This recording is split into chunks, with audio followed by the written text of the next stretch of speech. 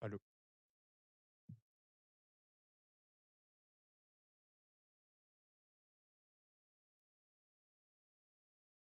En breve daremos inicio a la charla. Les pedimos por favor tomar asiento, silenciar sus micrófonos. Muchas gracias. Sus celulares.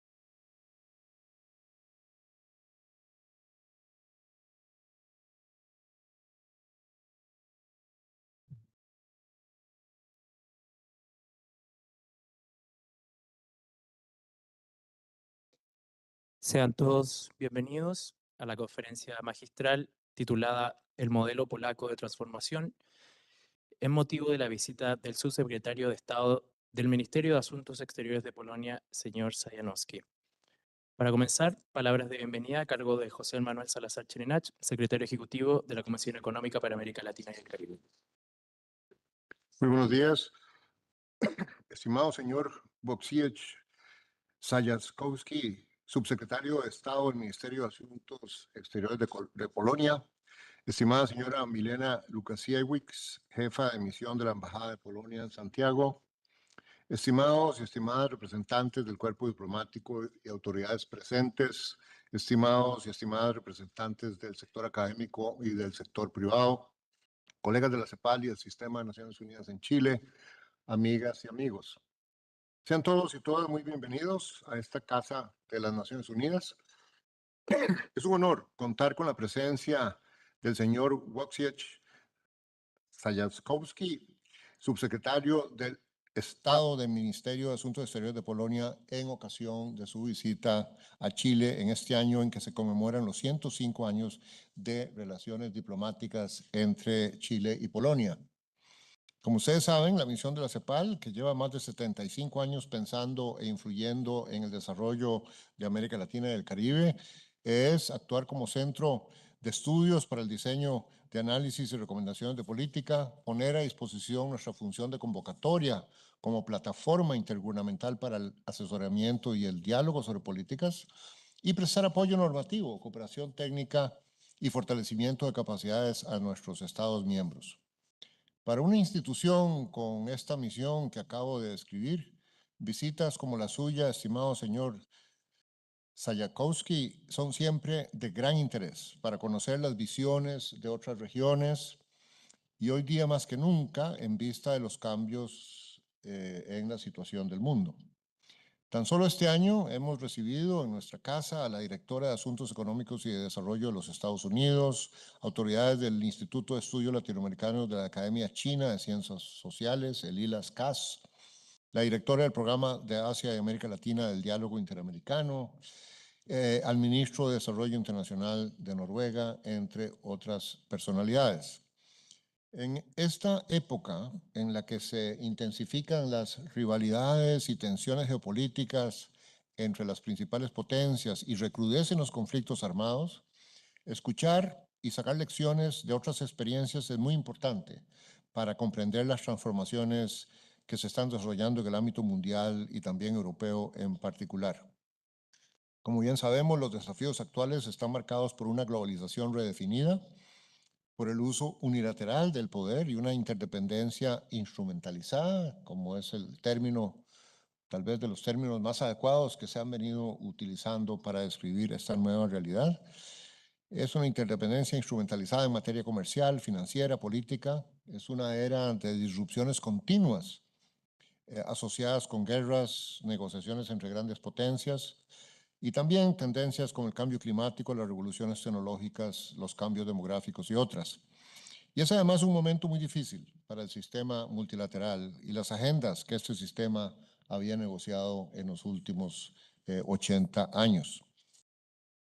Este año celebramos los 80 años de Naciones Unidas y los desafíos para el mundo son enormes, La Carta de las Naciones Unidas sigue siendo la hoja de ruta y el multilateralismo la única forma de enfrentar los conflictos y desafíos de hoy. Polonia es un país comprometido con el multilateralismo y el cumplimiento de sus compromisos internacionales. Como miembro de las Naciones Unidas y de la Comisión Económica para Europa, Polonia ha afirmado su compromiso con la Agenda 2030 para el Desarrollo Sostenible y ha presidido y organizado en 4 ocasiones la Convención Marco de Naciones Unidas sobre el Cambio Climático. Y hace solo unas semanas, en la COP30 de Belém do Pará, Polonia y México cofacilitaron un pilar clave de la negociación, la creación del mecanismo de transición justa, con el objetivo de garantizar que las políticas de mitigación y descarbonización vayan de la mano con la justicia social, la equidad, los derechos humanos y la protección de los grupos más vulnerables, y que el tránsito hacia energías limpias sea justo, inclusivo y equitativo. Tal como lo señalaba el presidente de Polonia ante la Asamblea General de Naciones Unidas en septiembre pasado, y cito, Polonia, cofundadora de las Naciones Unidas, es la 20ª economía más grande del mundo y un país que en los últimos 30 años se ha transformado con éxito de un país en desarrollo a uno desarrollado y de una economía centralmente planificada a una economía de mercado. Fin de la cita. El subsecretario Sajakowski nos hablará en breve sobre el modelo polaco de transformación. Amigos y amigas, permítame recordar un mensaje central que venimos proponiendo de la CEPAL y que estábamos comentando con nuestro distinguido visitante hace unos minutos. América Latina y el Caribe enfrenta 3 grandes trampas del desarrollo que limitan su capacidad para avanzar hacia un modelo más productivo, inclusivo y sostenible. Y estas son una trampa de baja capacidad para crecer y para transformar, una de alta desigualdad, baja movilidad social y débil cohesión social, y una trampa de débiles capacidades institucionales y de gobernanza poco efectiva. Estas trampas pueden superarse, pero hacerlo requiere transformaciones profundas que reorienten nuestro modelo de desarrollo.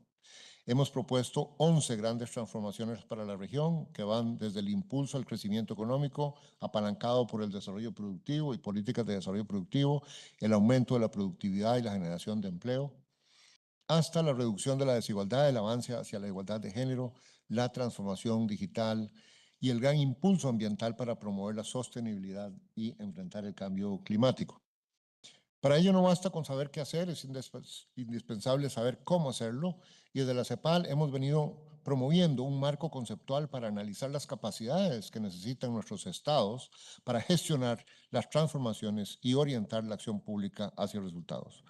Las hemos llamado las capacidades TOP: técnicas, operativas, políticas y prospectivas. Estimado subsecretario, consideramos que un panorama mundial adverso no debe ser motivo ni para excusas ni para el pesimismo. Al contrario, debe ser un incentivo para redoblar esfuerzos de trabajo y cooperación para construir un futuro mejor. Es un honor para mí y para la CEPAL conocer su visión, escuchar acerca de la experiencia de su país, y es una gran noticia lo que usted me dijo en nuestra reunión previa sobre los esfuerzos de Polonia y las relaciones que tiene con América Latina y el Caribe y los esfuerzos para fortalecerlas. Así que, de nuevo, que sea muy bienvenido y escucharemos con muchísima atención su mensaje. Muchas gracias.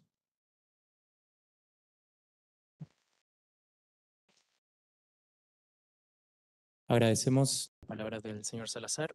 A continuación, escucharemos las palabras de la conferencia magistral titulada El modelo polaco de transformación, a cargo del señor Sajankowski, subsecretario de Estado del Ministerio de Asuntos Exteriores de Polonia. Thank you, Mr. Gracias, señor secretario ejecutivo, por sus palabras de presentación. Señores, es un gran honor estar aquí en Santiago, estar aquí en la CEPAL, en la sede de la CEPAL, y tener la oportunidad de compartir con ustedes un par de ideas sobre la transformación económica y social de Polonia.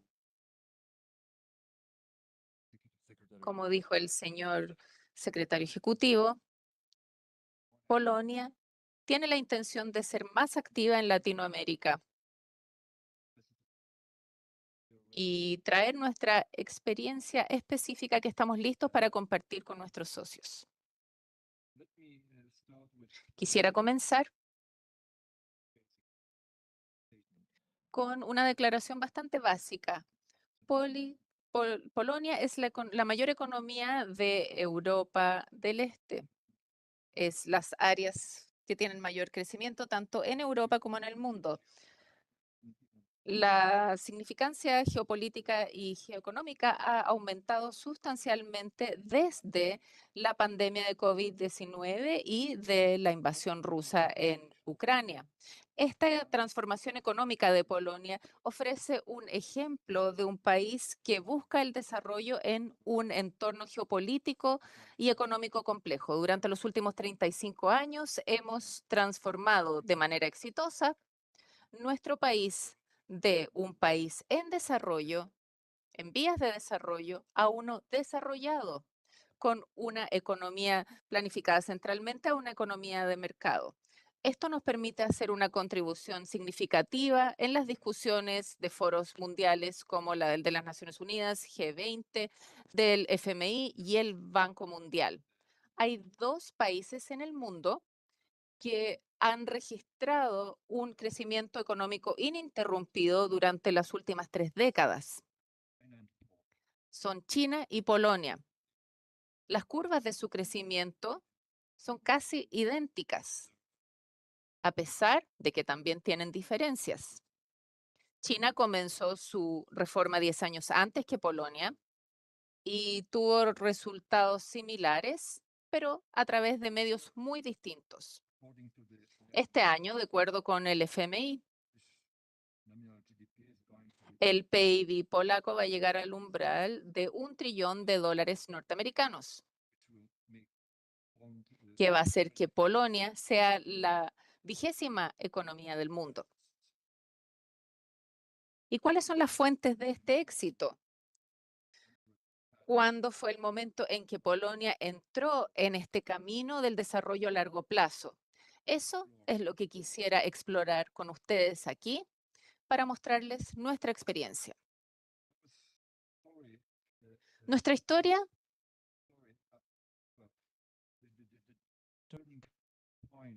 el punto de inflexión en nuestra historia, en nuestro desarrollo económico, fue en el año 1989. Nuestra historia hasta ese punto era nada que ver con el progreso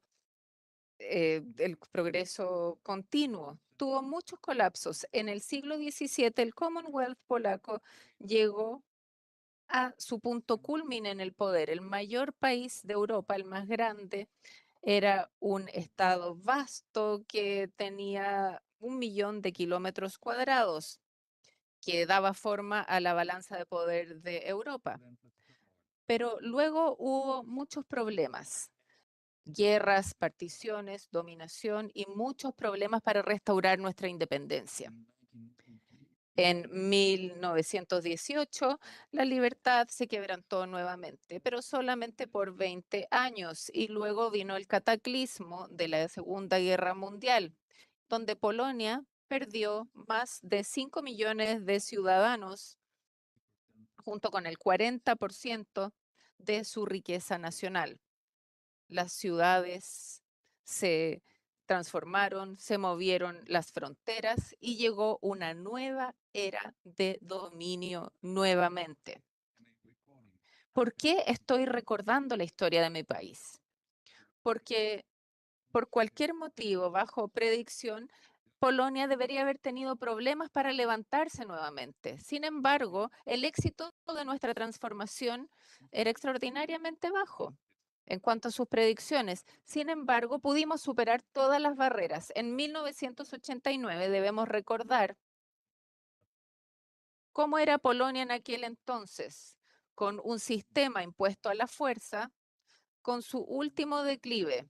La economía se vio devastada después de la planificación central que sofocó nuestros esfuerzos. El estancamiento, la frustración eran parte de nuestra vida cotidiana. La inflación llegó al 350% en 1989 y llegó a 680% En 1990, el empleo, que era cero en el comunismo, llegó al 16% en 1993. Polonia tenía una opción: tener estas reformas dolorosas o llegar aún a las mayores profundidades de la crisis. Desde si hubiésemos hecho eso, habríamos seguido atrapados en este problema del colapso económico. Pero las reformas sacaron la creatividad y la energía que había estado suprimida durante muchas generaciones. La sociedad se adaptó, comprendió y se rehizo. También se hicieron decisiones con mucha valentía, donde decidimos abrirnos al mundo, al comercio, a las ideas y a las asociaciones. Junto con las instituciones de Europa y luego con la OTAN, pudimos llegar a la senda de la democracia y la seguridad. Las inversiones ampliaron el comercio y pudimos beneficiarnos del crecimiento mundial. Y además el capital humano comenzó a tomar un gran impulso. En este momento también pudieron seguir las reformas a pesar de que existía una penuria grande, imperante. Y bueno, las cifras hablan por sí solas y desde 1989 Polonia también ha evitado todo este estancamiento en la economía y se ha crecido, siendo ahora una integración muy importante dentro de la cadena de valor. También el PIB nominal ha crecido más de 40 veces y también otros índices. Las exportaciones tienen un crecimiento de más de 28%. También nuestra participación en el mercado internacional se ha cuadruplicado desde 1990. En 1990, el poder adquisitivo también se transformó en un 40% del promedio y hoy día está en torno al 80%. En 2025, Polonia pasó a ser una de las economías más importantes, número 20 a nivel mundial, con gran éxito. Y Polonia está moviéndose cada vez más rápido. En una década solamente se ha convertido además en una nación que tiene grandes estructuras viales con 5.500 kilómetros. Las inversiones se han hecho también en las carreteras para construirlas rápidamente y ya hemos integrado a lugares muy remotos, convirtiéndolas además en áreas productivas como nunca se había visto antes. También nosotros estamos cortando el uso de los combustibles fósiles y estamos generando menos CO2 comparado a hace años atrás. Desde que comenzamos esta transición, las emisiones han caído en un tercio y prevemos un futuro más verde, más ecológico. Esto es muy importante en términos de la economía y un momento álgido. Esta transformación no fue accidental, sino que requirió de una valentía, una visión y también sacrificios. Pero hay un factor adicional que nosotros no podemos dejar de lado. Polonia tuvo éxito debido a que este crecimiento se dio dentro de un entorno predictivo a nivel internacional, con un rol muy claro respecto del derecho internacional, respetando los principios básicos. Y las fronteras no se pueden cambiar por la fuerza. La cooperación es la norma y también la eh, dignidad humana es universal. Y todos estos principios han sido lo que se ha respetado. Los países como Polonia y en Latinoamérica pueden crecer en prosperidad y en seguridad el, cuando no existe esta fractura a nivel internacional. Entonces vemos hoy día esta fractura que se da, por ejemplo, en el caso de Rusia contra Ucrania. Esta guerra ha mostrado cómo el orden internacional puede ser muy frágil y cómo se puede ir erosionando todo. Ahora, estas amenazas vienen de todo direcciones. Por lo tanto, nosotros debemos tener la confianza en las instituciones democráticas y debe haber campañas para respetar la soberanía de los países y que no se vea amenazada. Y además existe incertidumbre acerca de los arsenales nucleares en todo el mundo. Todos estos aspectos son multidimensionales, por lo tanto, nuestra respuesta también tienen que ser multidimensionales. Ahora bien, todos estos eventos son gobernados por las instituciones internacionales y que continúan beneficiándose de este orden. Entonces, los países de latinoamericanos deberíamos confiar en la soberanía y en la competencia justa para avanzar en nuestro propio desarrollo. Y es por eso que el refuerzo de estos sistemas, especialmente el sistema de las Naciones Unidas, es un pilar sustantivo para la política externa, pero también se debe hacer reformas. El Consejo de Seguridad debe ser más efectivo, más capaz de confrontar las crisis respecto del siglo XXI. Señoras y señores, el éxito de Polonia se estableció sobre la base de la resiliencia del pueblo y un trabajo arduo y un poco de suerte.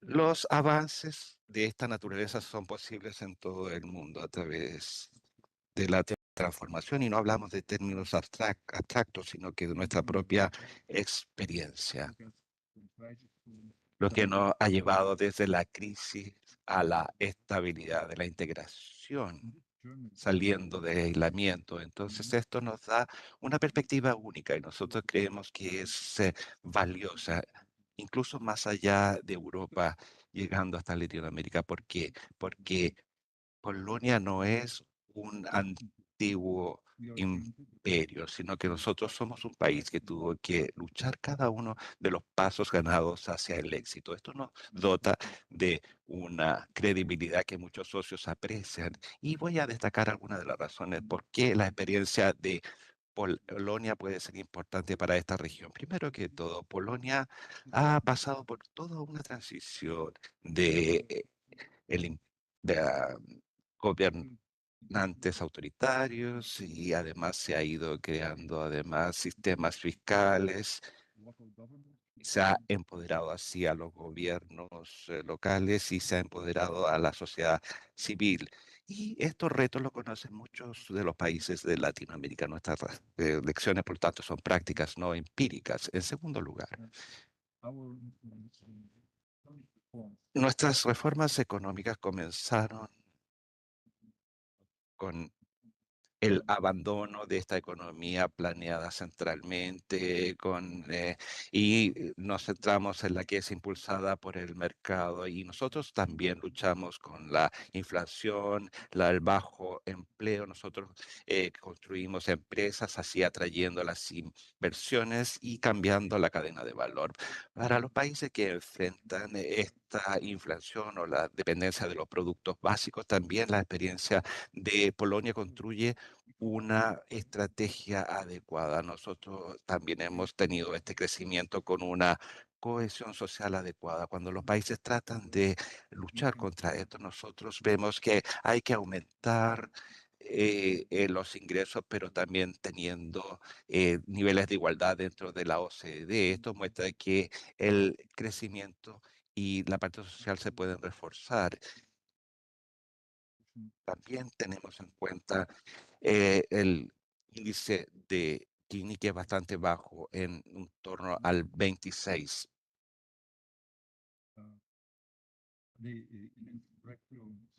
Un gran avance que ha habido en nuestra trayectoria de desarrollo ha sido el acceso a la Unión Europea. Nosotros pasamos a ser expertos en los fondos internacionales, y ningún de estos países ha tenido el desarrollo de estos fondos tan eficientemente como nosotros. También hemos aprendido la planificación a largo plazo de la infraestructura, y también hemos reforzado las instituciones asegurando la rendición de cuentas pública. Nuestra transición no ha estado exenta de penurias, y este es el segundo punto que quería traer a su atención. Nosotros tuvimos que ver las tensiones sociales y también reestructurar la cesantía, pero también tuvimos que implantar nuevos sistemas educacionales y nuevos mercados laborales. Esto nos ha dado más credibilidad, porque no solamente lo hemos visto a partir de textos de estudios, sino que de la práctica. Nosotros también hemos visto a países que han estado en la misma situación que Polonia y que han evitado el exceso del populismo. Las tensiones se han mantenido controladas y una razón para esto ha sido que la competencia y el nivel profesional de nuestros líderes políticos, especialmente aquellos que han sido responsables de las políticas económicas. En sexto lugar, o el sexto momento de este proceso, es que Polonia es un país de mediano tamaño que no tiene un legado imperial y que hace que las cosas sean más fáciles de atacar, es decir, mucho más abiertas y además m- con más asociatividad más bien que una jerarquía. En séptimo lugar, nosotros hemos modernizado no solamente nuestra economía, sino que también nuestra seguridad. Nos unimos a la OTAN, reformamos nuestras fuerzas armadas y tenemos estas fuerzas con mucha resiliencia en una era de ah, el crimen organizado, los ciberataques. Todo esto es muy importante de trabajarlo a nivel internacional. Nosotros además estamos gastando menos en defensa, el 5% del PIB solamente, y en la situación geopolítica actual, esto nos ha permitido cambiar nuestro enfoque respecto de esta materia. Finalmente, la transformación de Polonia no fue un milagro, sino que fue una trayectoria muy disciplinada, con una política fiscal responsable, con la banca central, y esto ha hecho que nuestro éxito sea replicable, no idéntico, pero que puede adaptarse en otros lugares. Señoras y señores, la historia de Polonia muestra que estas grandes reformas son posibles, que las naciones pueden salir de las penurias y que el crecimiento es posible. Las instituciones democráticas pueden recuperar su confianza pública cuando se están centrando en mejorar las vidas de las personas. Y estas son lecciones que pensamos que son pertinentes para cualquier país que busca la prosperidad y además una soberanía robusta. Y solamente quiero compartir esto no como un docente, sino que mostrar que esto es difícil, pero que también tiene una recompensa en toda la travesía. Muchísimas gracias por su atención. Y ahora estoy dispuesto a responder todas sus preguntas en caso que las tengan.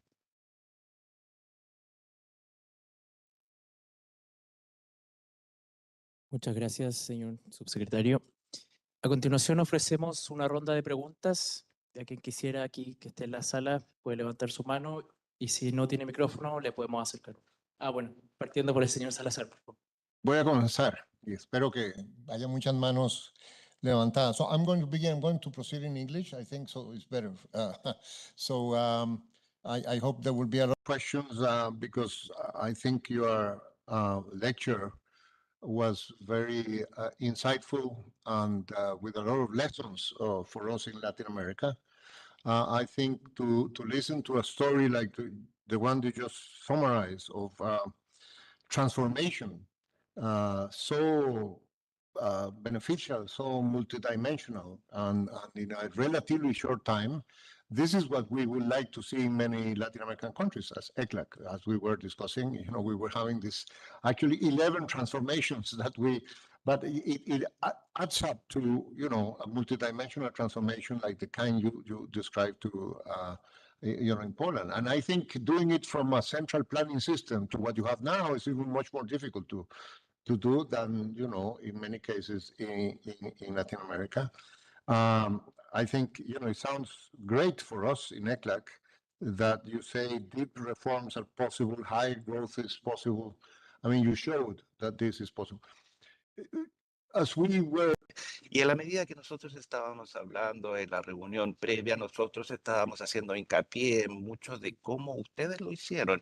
Es importante que los países conozcan más. Es importante, a propósito, que usted me decía que el índice de Gini, corríjame si me equivoco, es de 26 solamente. En Latinoamérica es 46. Así es que estamos en un panorama social que indica que el 46 como índice de Gini es 14 más comparado al promedio de CD.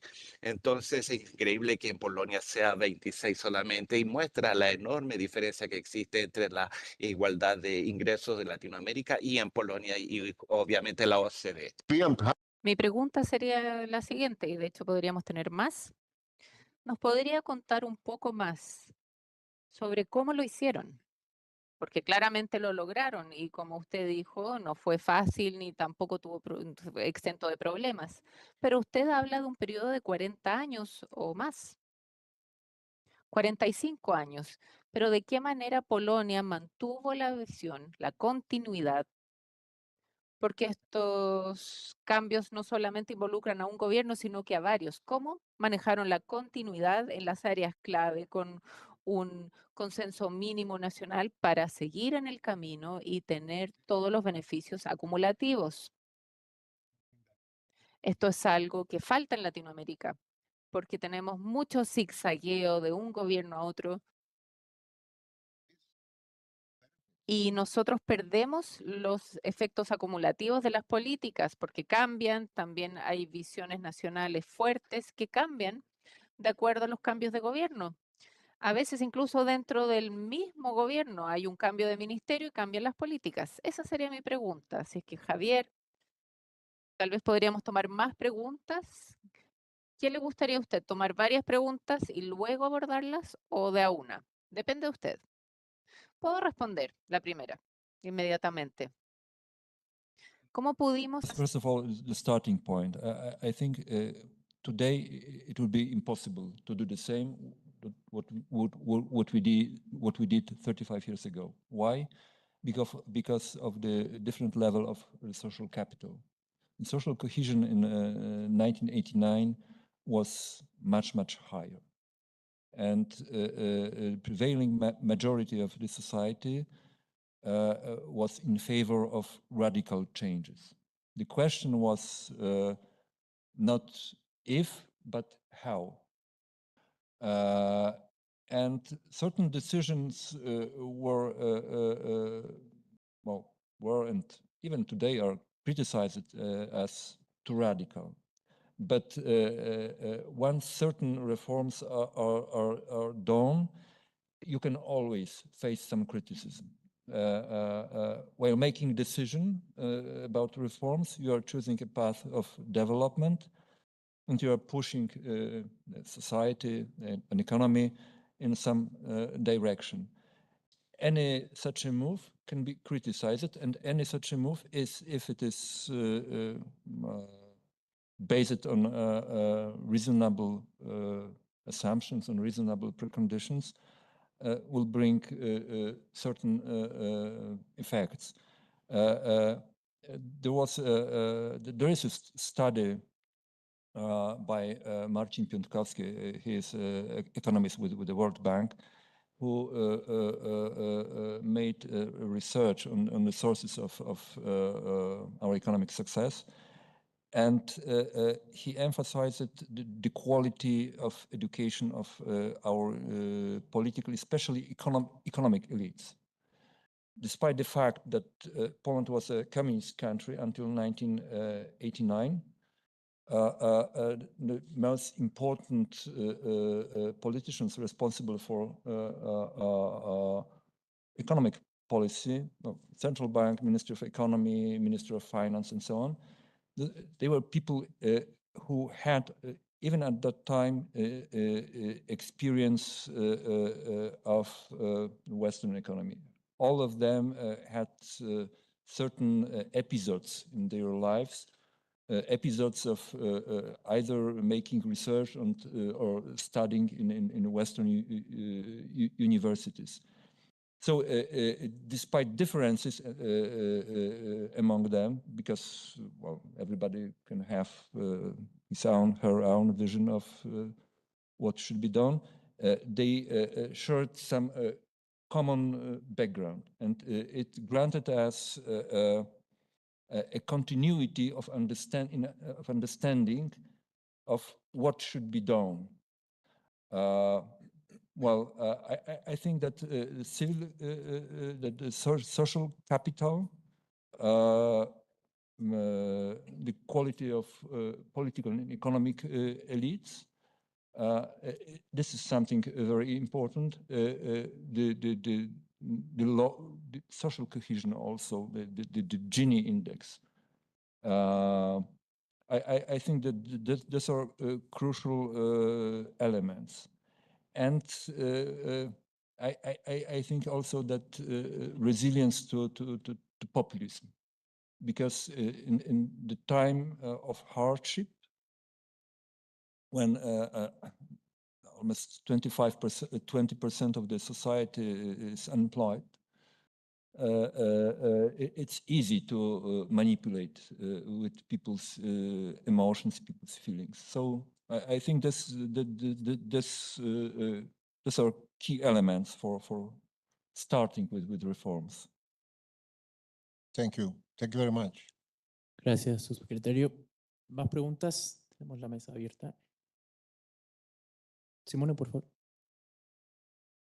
Thank you so much. And as a follow-up to the Executive Secretary's question, who mentioned that last week we published the Social Panorama of Latin America, highlighting our structural problem of inequality, and the Gini coefficient you mentioned is definitely something we envy from Latin America. So the question is, one, what explains such a low income inequality, and which policies are key to promote it or maintain it?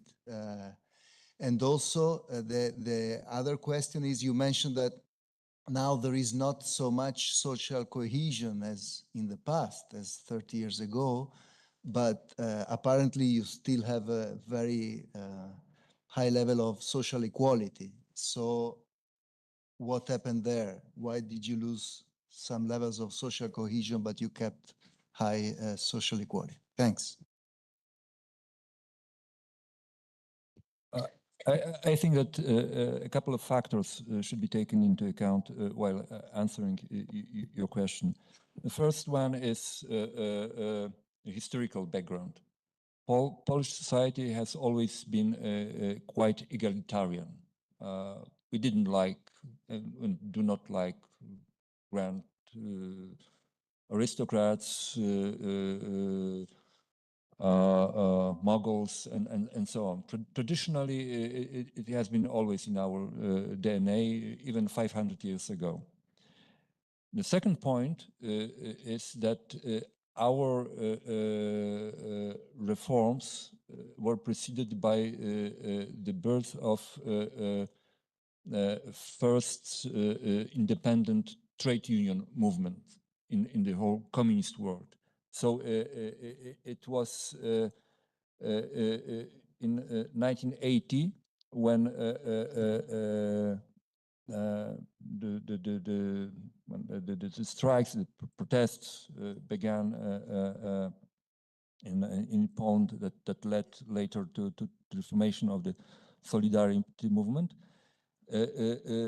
Protesters formulated 21 postulates, and most of them were about labor conditions. Only two, as a matter of fact, had political character. So the spirit, the trade unionist spirit, I would put it this way, had maybe not dominated, but had been present in Poland, in the Polish political life, not only in 1980s, but also in 1990s. Members of political elite understood that they were owing something to people working, well, in economy and state-owned enterprises, they understood that they were accountable to them, and I think that helped. And I think that later on, and this is the third element I would like to point out, it is the fact that well, we lost some of our social cohesion, social capital that we had at the beginning of 1990s. But at the same time, our civil society has phenomenally developed. And the best proof of its efficiency and of the role it can play in sorting out great problems was the beginning of the war in Ukraine. In February, March, Polish government faced a twofold dilemma: either to keep our border with Ukraine locked and to keep all the refugees on the Ukrainian side, or to open the border and let everybody in. And the government decided to let everybody in, but there was no policy how to deal with these people. Certain policies were adopted later on, but the first force that reacted to the influx of a few million people within 2 months was the civil society. NGOs, local governments, citizens. It was, I think, well, it was a proof that people were prepared to take things in their hands in the moment of a critical situation. Later on, the government implemented certain policies allowing refugees to work, to get enrolled into our pension and insurance system, no refugee scams, and so on. But the first reaction, immediate reaction to the crisis situation came from the civil society. So we lost some of the social capital, but we have succeeded to keep some of it, but in a different form, in a different shape. Gracias, señor subsecretario. ¿Alguna otra pregunta? Keiji, por favor. Thank you very much for that very enlightening explanation of the Polish miracle. And you mentioned that one of the studies of the World Bank emphasized the importance of education to explain the rapid growth of Poland. But I was then wondering whether the educational system during the centrally planned system was strong at that time, and whether this continued, or whether in 1990 was there an educational reform to change the system, or was it aimed to strengthen the existing system? It's not an easy question, because I'm 62 and I was educated in the communist time. So do not ask me to acknowledge that I got poor education. But of course, there were deficiencies. Basically, when the political indoctrination was in question, it was present in our schools. Mathematics, physics, biology, of course. it was on a high level. But an education system is not only about science, it's about humanities as well, because schools form citizens, not only laborers and scientists. So from this point of view, our official system was not perfect. But in 1980s, Polish society, still under communism, succeeded to develop parallel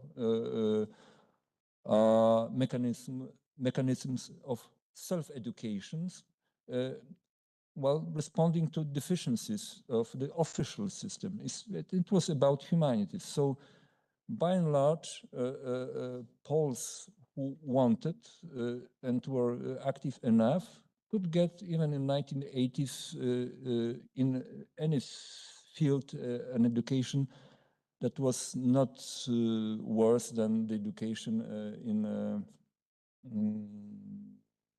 in the West. Then reforms came in 1990s in this century. And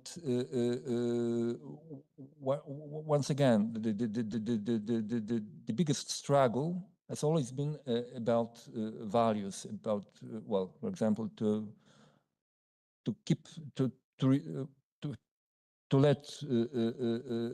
keep the lessons of religion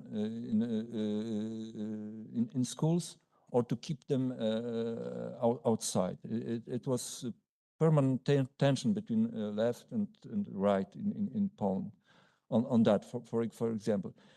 And once again,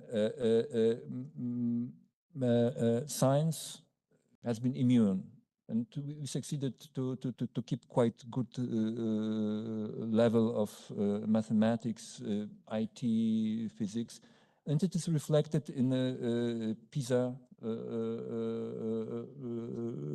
tests. It is reflected in some international competitions in mathematics or programming that in which our students participate. They quite often take the highest notes. But I think what we have been struggling, and I think we have not succeeded to do, and this is not only about Poland, but generally it's a problem, I think, of all developed societies. It is the question how to deal with teenagers, the category from 11/12 until 20. We have several reforms. Initially we had three-step system of education, primary school, high school, and university. Then there was an attempt to introduce an intermediary stage between the primary school and the high school. It was dropped and it was reinstored. So on this example, you can see that we have not came up to any satisfying solution. But fortunately, at least in some spheres, we are able to, or our education system is able to produce very good alumni. Gracias, subsecretario. Tenemos acá una pregunta.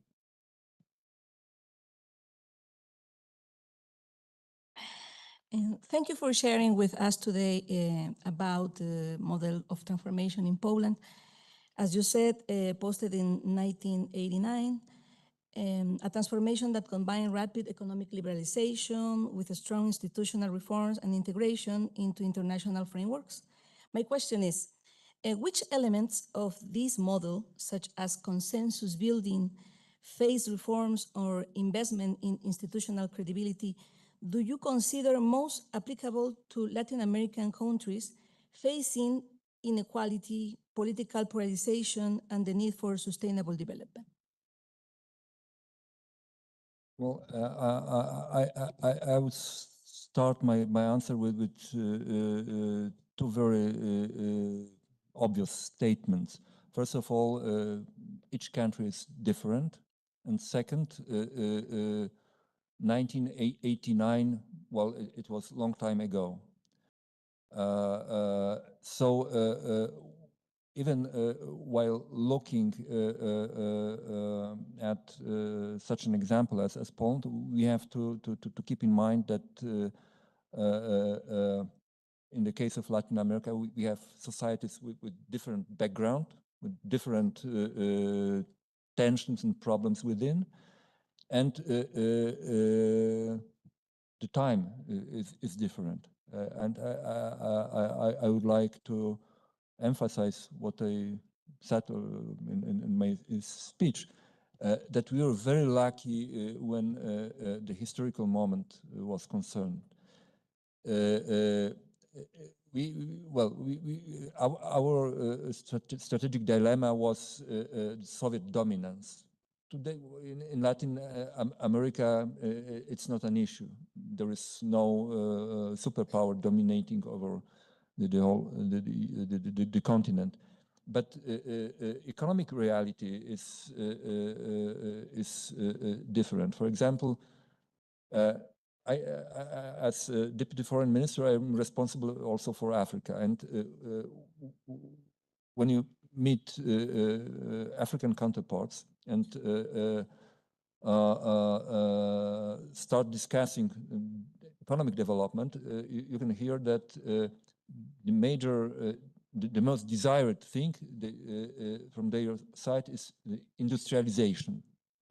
And how to achieve the industrialization?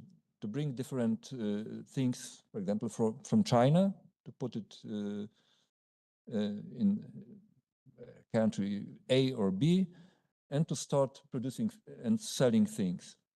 And how about China itself? China produces everything, and Africa is a market for it. How about Europe? Europe wants to enter African market as well. So no simple answer to such a question, and I think that in this respect, Latin America will have to take into account factors that did not exist in 1989. China was just at the beginning. When we had first partially free election on June 4th, 1989. In China, Tiananmen massacre took place the same day. So China was not an economic actor at that time. The technology development. Once again, we knew what we were catching up. From the technological point of view, 1990s were relatively stable. Today, we can't imagine what will take place in 2 or 3 years, not to mention the perspective of 2040, 2050. So I think that Poland can be taken as a point of reference, but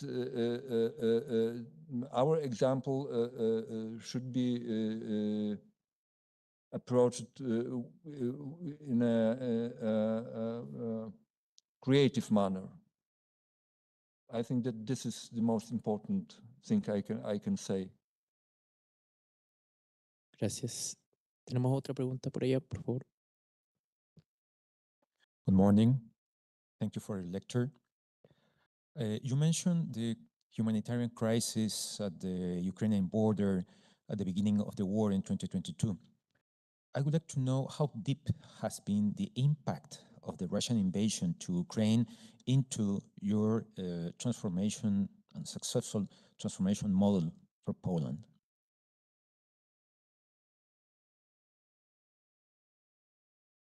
the impact of the war on our transformation model, I think that there has been no direct influence. Nevertheless, as I have just said, we have to spend nearly 5% of our GDP on defense. It's a lot. A few years ago, NATO was indicating 2% as a threshold. Today, we are speaking about 5%, and Poland is already on this level. 5% minus 2%. You have 3% of difference of the GDP. And we are speaking about 1 trillion economy. So you can count easily how big amount of money is in question. We could have spent this money on other things, research, education, healthcare, and so on. So from this point of view, the war affected our development, the way how our economy and society evolved. But it has not affected our way of thinking, put it this way.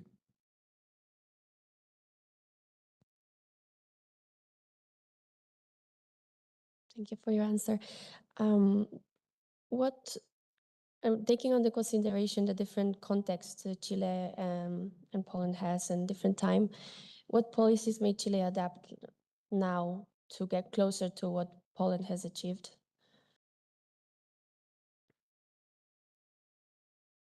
Well, as I have just said, I am far from giving direct advices.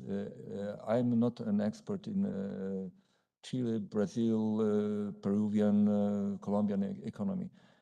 Even if I were, I think that reforms go together with responsibility. And it was, by the way, an issue, especially in 1990s, because when our economy collapsed and we had to reform the whole country, we were receiving missions from the IMF, from the EBRD, from the World Bank, from the UN, and they were coming with different advices.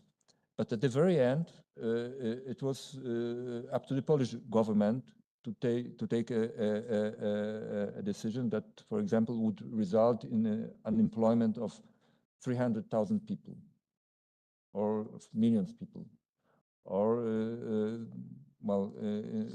in anything like that. So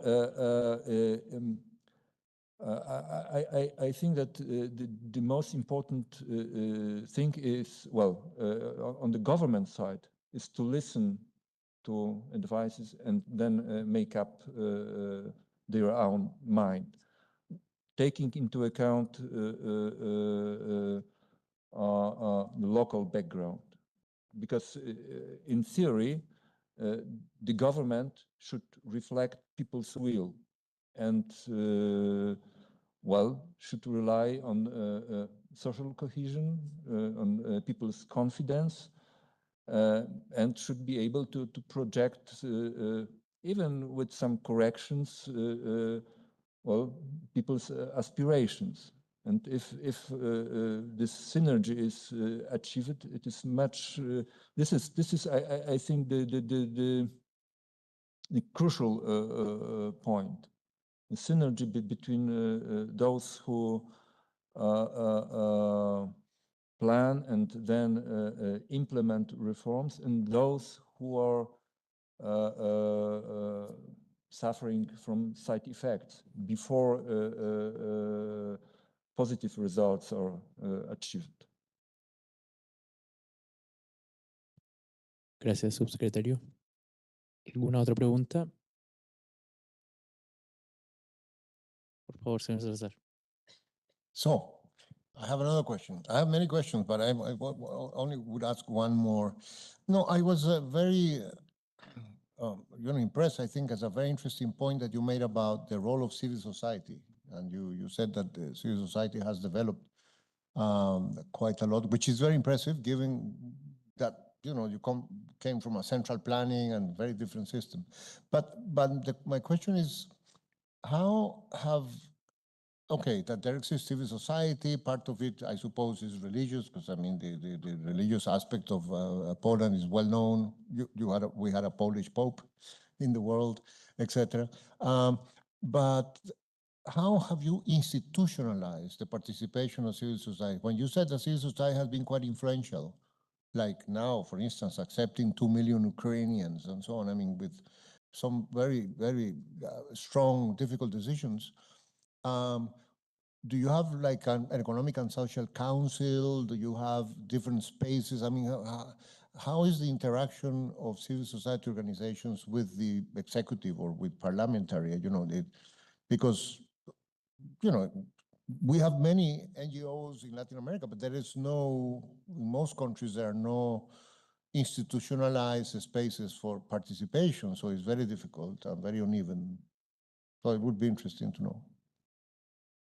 Well, first of all, the freedom of association was one of demands of the Solidarity Trade Union and of the political opposition before 1989. So after 1989, a new law was adopted on social on NGOs, as a matter of fact, on associations, and it gives us freedom to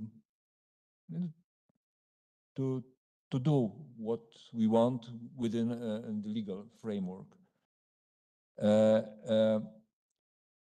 People there was in 1990s the scale of NGO life in Poland was rather low, but when the society achieved a certain level of economic prosperity, people started being interested in how to correct what the government or the local government does. And the best, the most efficient way they discovered was through associations, through NGOs. So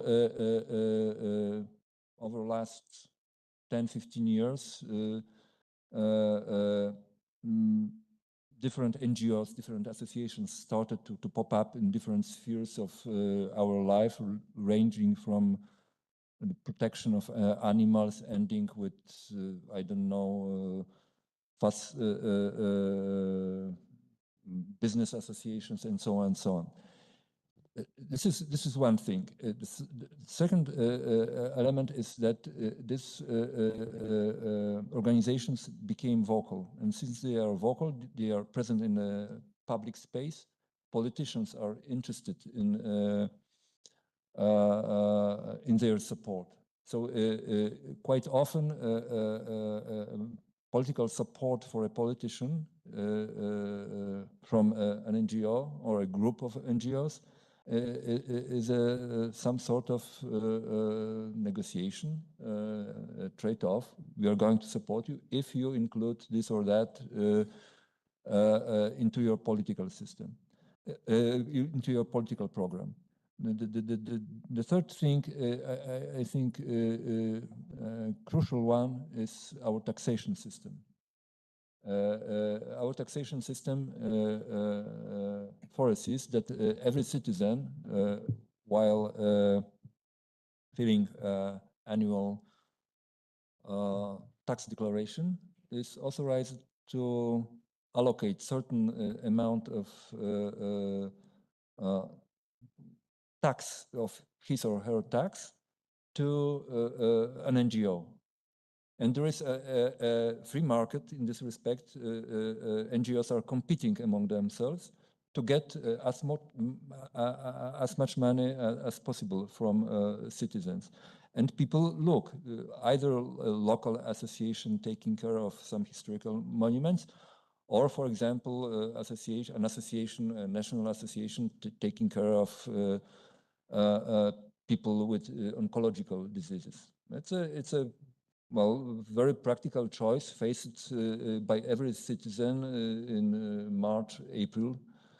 And it's also a great education, because everybody has to think a little bit between before he or she feels a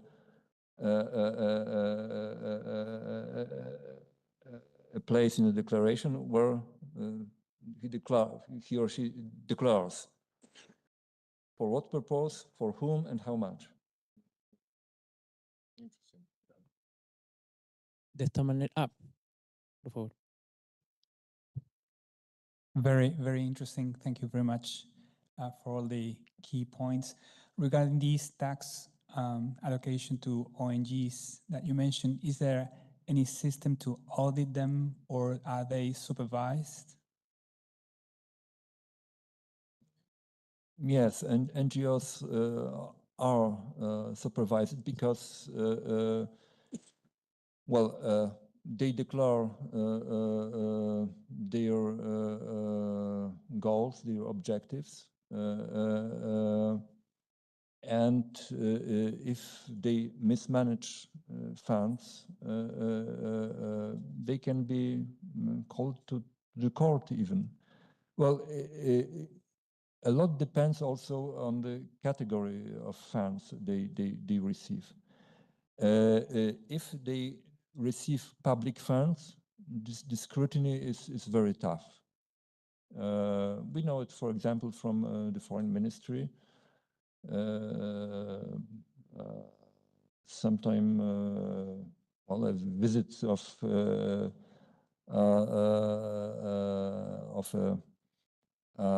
financial tax inspection resembles an earthquake. When they check why and for whom we allocated such or another amount of money. This is also about local government funds, and there is also clearly, or there should be clearly kept distinction between profit and non-profit sector. So from the financial inspection, no mercy if somebody makes impression that he is running an NGO, and as a matter of fact, he does business. With private donations, the situation is, from the legal point of view, different, because if there is no mismanagement contradicting the law, there is no other way to question this mismanagement than through the organization itself. It's a different mechanism. But there is one also more break that NGOs have to take into account, because this annual, for example, annual donations coming from personal tax declarations require some credibility. And if an NGO mismanages its funds, and even if there is nothing, no public money in its hands, they can lose simply credibility, and the next year they will get less money than the previous one. So it's a complicated system, but somehow it works. De esta manera damos por terminada la conferencia magistral. Agradecemos las palabras del secretario ejecutivo de la CEPAL, señor Salazar, y del subsecretario de Estado, señor Sayakowski. Además, también agradecemos la participación. ECLAC, also the participation of Mr. Sarakovsky. And we would also like to thank you for coming today. Now we would like to invite you to a coffee break offered by the Embassy of Poland. Thank you very much for attending today.